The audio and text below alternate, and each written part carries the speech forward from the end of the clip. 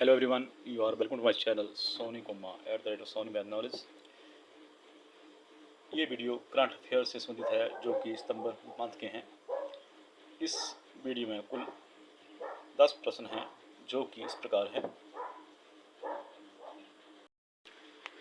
Question 1, हाल ही में किस देश के प्रधानमंत्री ने चुनाव में मिली हार के बाद इस्तीफा लिया है? Option A Libya, option B Japan, option C Ukraine, option D Spain. तो राइट ऑप्शन है बी जापान।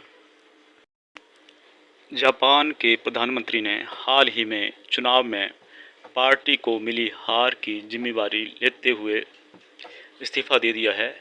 यह कदम लोकतांत्रिक परंपराओं और जवाबदेही की मिसाल पेश करता है। इस्तीफे के बाद देश में नेतृत्व की तलाश शुरू हो गई है, जिससे नीतिगत बदलाव और राजनीतिक पुनर्गठन की संभावना बढ़ गई है।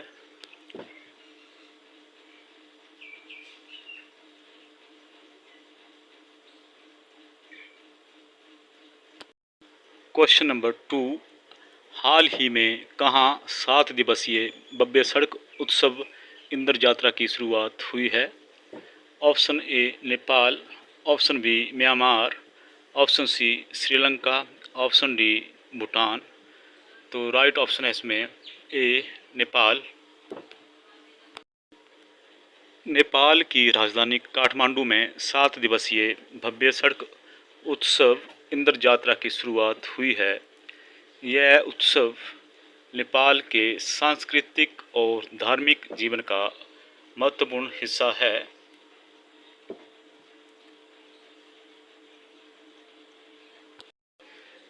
इसमें पारंपरिक नृत्य, झांकियाँ और देवताओं की मूर्तियों का जुलूस निकाला जाता है। इंद्र यात्रा को वर्षा देव इंद्र के सम्मान में मनाया जाता है और इसे देखने हजारों लोग जुटते हैं। क्वेश्चन नंबर 3, हाल ही में 7 सितंबर 2025 को किस देश ने अपना स्वतंत्रता दिवस मनाया है? Option A Indonesia, option B Morocco, option C Sudan, option D Brazil. तो राइट ऑप्शन है डी ब्राज़ील। ब्राज़ील ने 7 सितंबर 2025 को अपना स्वतंत्रता दिवस धूमधाम से मनाया।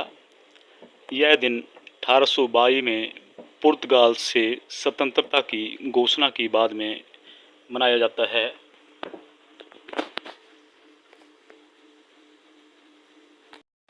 इस अवसर पर देश भर में परेड, सांस्कृतिक कार्यक्रम और राष्ट्रीय ध्वज फहराने की परंपरा निभाई जाती है। यह दिन ब्राज़ील की राष्ट्रीय एकता और देशभक्ति का प्रतीक माना जाता है। क्वेश्चन नंबर 4, हाल ही में चालनाओं के लिए यूपीआई की वैल्यू सीमा बढ़ाकर कितने लाख की हो गई है?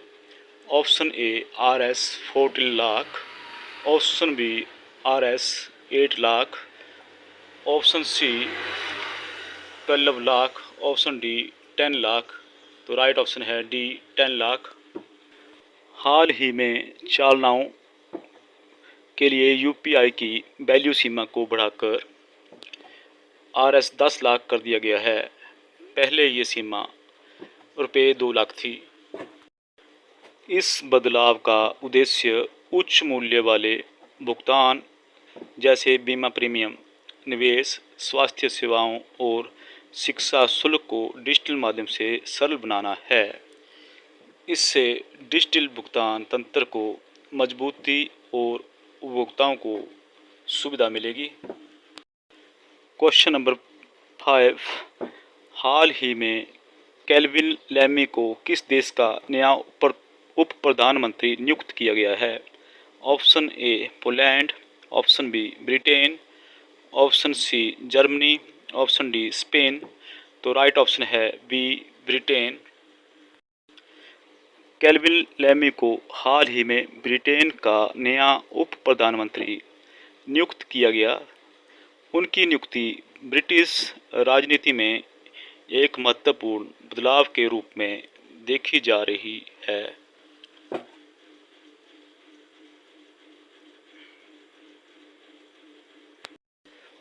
उनसे उम्मीद है कि वे शासन व्यवस्था में नई ऊर्जा और नीति सुधार लाएंगे तथा सरकार की प्राथमिकताओं को तेजी से लागू करने में योगदान देंगे, जिससे ब्रिटेन की राजनीति को नई दिशा मिलेगी। क्वेश्चन नंबर 6, हाल ही में किसके द्वारा लिखित पुस्तक ऑपरेशन संपूर्ण the untold story of India deep strikes inside Pakistan का विमोचन हुआ है? ऑप्शन ए, इनमें से कोई नहीं। Option B, KJS Dhillon. Option C, Chetan Bhagat. Option D, Salman Rushdie. तो राइट ऑप्शन है बी, KJS डिलन। यह पुस्तक भारतीय सेना के पूर्व commander lieutenant general KJS Dhillon द्वारा लिखी गई है और हाल ही में इसका विमोचन हुआ है। इस पुस्तक में भारत द्वारा पाकिस्तान के भीतर की गई गुप्त सैन्य कार्रवाइयों का विस्तृत विवरण है।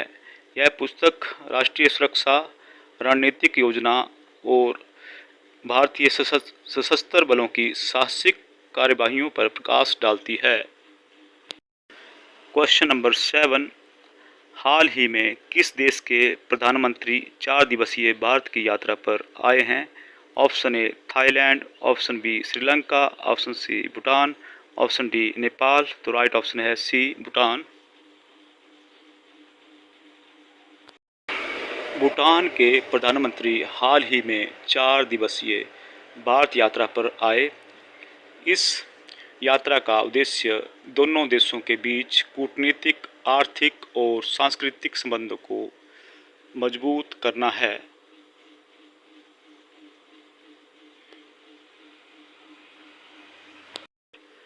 यात्रा के दौरान कई द्विपक्षीय समझौते और परियोजनाओं पर चर्चा हुई, जिससे भारत भूटान साझेदारी को नई दिशा और गहराई मिलने की उम्मीद जताई जा रही है।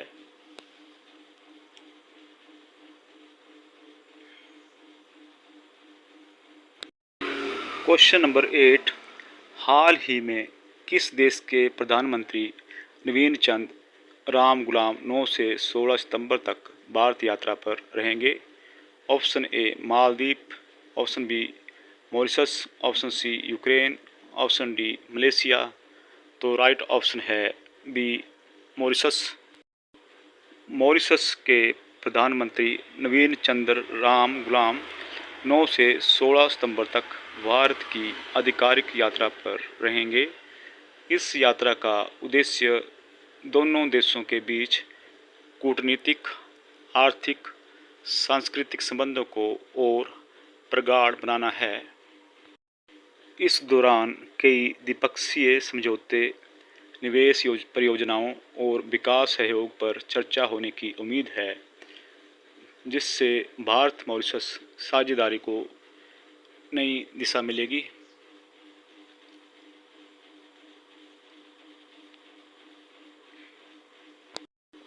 क्वेश्चन नंबर 9, हाल ही में एंड्रयू होलनेस ने किस देश के प्रधानमंत्री के रूप में तीसरी बार जीत हासिल की है?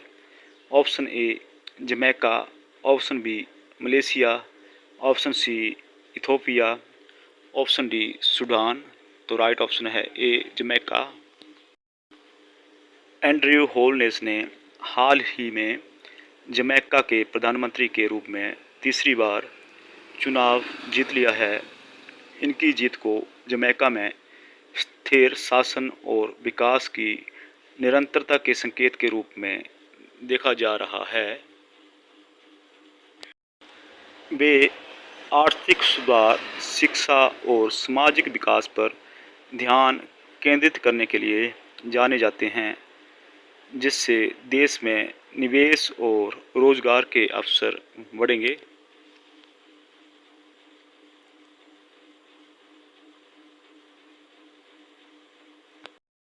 क्वेश्चन नंबर 10, हाल ही में किस उच्च न्यायालय ने न्यायपालिका को मजबूत करने के लिए डिजिटल पहल शुरू की है?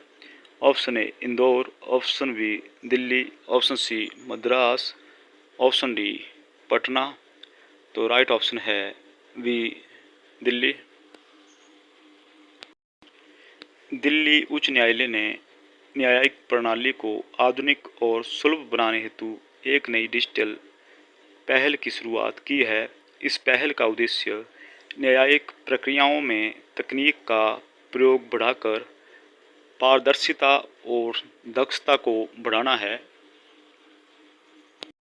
इससे ई फाइलिंग, वर्चुअल सुनवाई और केस मैनेजमेंट सुविधाओं में तेजी आएगी और न्याय प्रणाली का डिजिटलीकरण होगा।